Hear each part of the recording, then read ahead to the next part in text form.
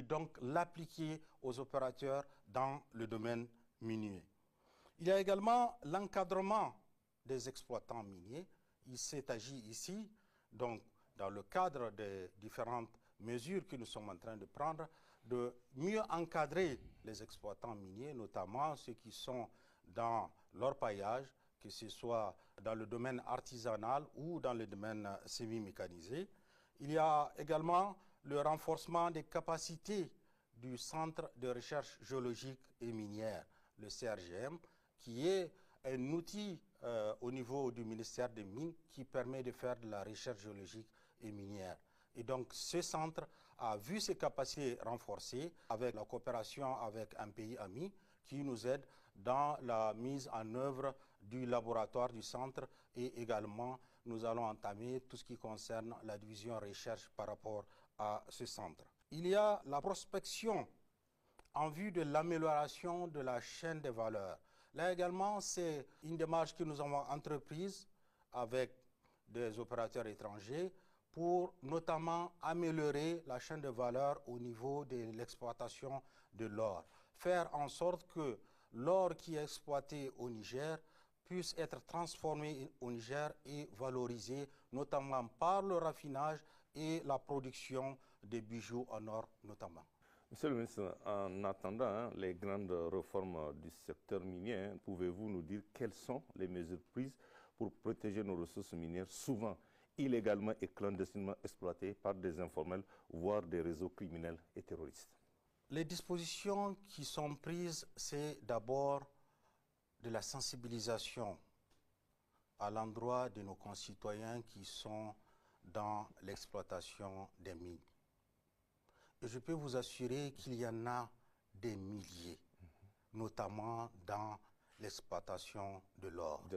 Quand vous allez dans le nord du Niger, dans la région d'Agadez, vous allez rencontrer des milliers de Nigériens sur des espaces complètement vides et ils sont en train de faire de l'exploitation de l'or. C'est le cas de Tchibarkaten, le cas de Tchibarkaten.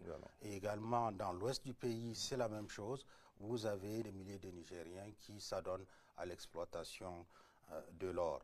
Et donc, ces populations ont besoin d'être sensibilisées par rapport au cadre légal et réglementaire dans l'exploitation de ces ressources.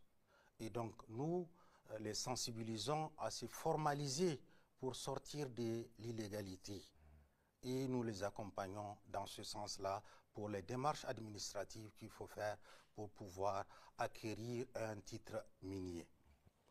Nous avons également entrepris également là, et c'est normal, des mesures répressives à l'endroit de certains opérateurs qui sont dans l'illégalité. Et là, c'est la juste application des dispositions légales et réglementaires du code minier. Et je peux, à ce titre, vous dire qu'il est prévu dans le code minier des peines de prison en cas d'exploitation illégale.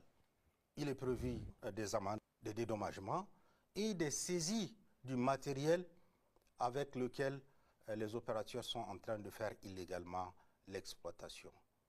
Nous avons eu des cas récemment dans la région d'Agadez toujours, où certains ressortissants étrangers se sont permis de faire de l'exploitation sans en avoir l'autorisation.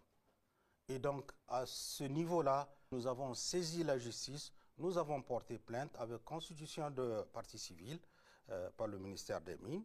Et ces opérateurs-là, il y en a 2 groupes dans la région qui ont été arrêtés et mis en prison en attendant leur jugement. Il y a également les déguerpissements de certains sites illégaux, notamment là également toujours dans le nord, notamment dans le département de Bilma. Il y a beaucoup de sites illégaux et tout dernièrement, ce n'est que la semaine dernière d'ailleurs, nous avons procédé à des opérations en collaboration avec les FDS, des opérations donc de déguerpissement et de saisie du matériel d'exploitation qui est utilisé dans ce domaine-là et également un site dans la zone de Makalondi qui a été là également déguerpi par nos FDS. Monsieur le ministre, vous pouvez nous dire d'ores et déjà quelles sont les mesures prises à ce jour pour promouvoir un cadre favorable, donc incitatif aux investisseurs pour la diversification de l'exploitation des ressources minières? La révision du cadre légal et réglementaire, c'est l'une des actions qui a d'ores et déjà été faite et qui va certainement se poursuivre parce qu'il n'y a pas de loi qui soit parfaite. Et donc, nous continuons à réfléchir, à faire du benchmarking avec des pays reconnus dans le cadre des dispositions légales et réglementaires attractifs pour les investissements miniers. Et donc, nous allons poursuivre ce travail de révision du cadre légal et réglementaire. Il y a également la promotion de l'investissement local par les opérateurs publics et privés nationaux. C'est à ce niveau-là que nous devons faire un gros effort pour sensibiliser notamment la jeunesse nigérienne à investir dans le secteur minier. À investir à leur échelle. Il ne s'agit pas simplement d'aller vers des grandes mines industrielles. On peut commencer par des petites exploitations semi-mécanisées pour grandir. Et pour cela, donc, nous faisons appel aux Nigériens, notamment de la diaspora, qui ont les moyens d'investir dans ce domaine-là, de venir le faire dans leur pays. Et également, nos opérateurs économiques qui ont une certaine capacité, nous les sensibilisons à venir investir dans le domaine minier parce que c'est un domaine qui peut porter l'économie nationale dans notre pays. Quels sont quelques exemples que vous avez par rapport à ces mesures incitatives pour ceux qui nous regardent? Rien que la semaine dernière, par exemple, j'ai pris contact avec le président de la Chambre de commerce et d'industrie du Niger pour lui dire qu'il y a une société d'exploitation minière avec laquelle nous avons échangé et qui est prête à ouvrir le capital de cette société. Et donc, nous sommes allés vers lui en demandant de voir avec les opérateurs économiques nigériens pour pouvoir s'intéresser à investir dans le capital de cette société-là. Cette société est présentement en construction de sa mine et cherche des investisseurs et elle était en train de chercher à l'étranger et nous lui avons suggéré de venir vers nous pour pouvoir voir si on a des opérateurs nationaux qui peuvent investir, par exemple, dans les mines.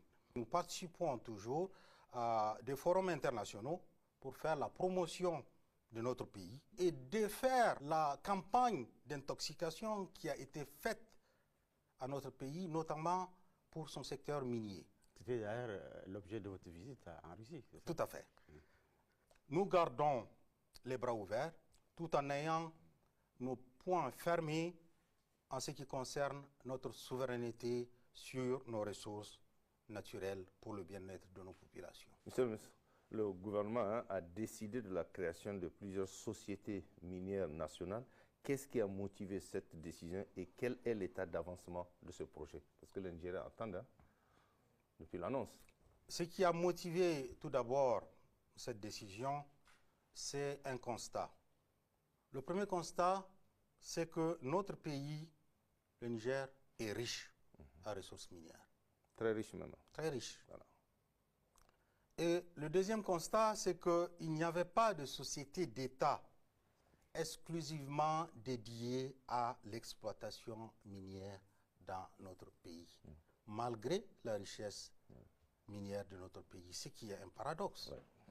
La seule société qui est dédiée à 100% au secteur minier, c'est la Sopamine, qui est sous la tutelle du ministère des Mines, mais qui est principalement dédiée à la gestion des participations de l'État dans les différentes sociétés minières qui sont créées avec participation de l'État. Pour ainsi vous dire, même les substances aussi précieuses et aussi inoffensives comme l'or n'ont pas suscité d'intérêt pour les régimes précédents. Oui.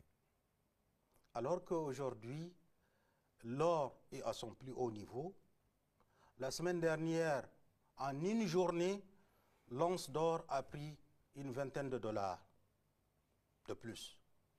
Des multinationales étrangères, donc là également c'est l'autre constat, c'est qu'il y avait des multinationales étrangères qui gardaient donc par devers eux des gisements de classe mondiale inexploités et qu'elles gardaient sous cocon. Le cas de Imorem, par exemple? Le cas de Imoraren SA. Et donc, c'est au regard de tous ces constats-là, et vu la nécessité de faire de notre secteur minier un levier de notre économie, de notre développement économique et social, que nous avons pris la décision de créer ces deux sociétés. Il s'agit donc de la société Mazumawa National Gold Company et de la société Timersoy National Uranium Company. Donc, l'une est dédiée à l'or, à l'exploitation de l'or, et l'autre dédiée à l'exploitation de